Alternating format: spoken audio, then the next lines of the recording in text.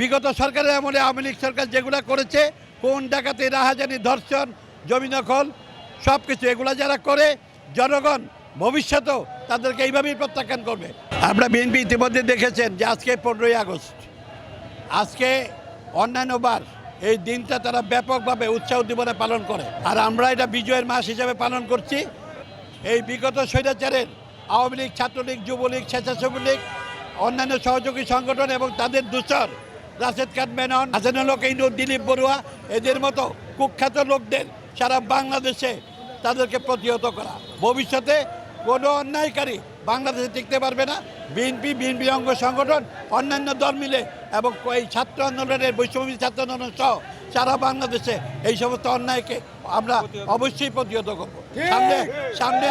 সামনে আমরা সুন্দর বাংলাদেশ চাই, সেই লক্ষ্যে আমরা কাজ করছি।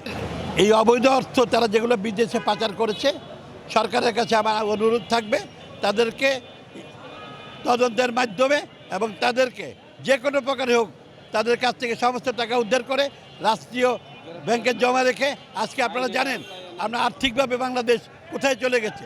এই অবৈধ টাকা রাষ্ট্রীয় কোষাগারে জমা হবে এবং তাদের দৃষ্টান্তমূলক শাস্তি অর্থাৎ, এবং তারা এই সর্বশেষ ইতিমধ্যে মামলা হয়েছে খুনের মতো ইয়েতে নিরীহ মানুষকে খুন করেছে, গুম করেছে, যে এগুলার বিষয়ে সর্বোচ্চ শাস্তি, তাদের মৃত্যুদণ্ড, আমরা মৃত্যুদণ্ড চাচ্ছি।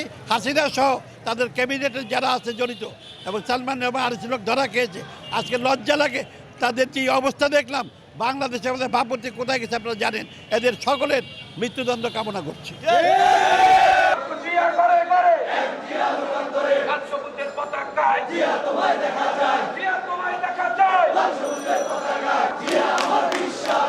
আমার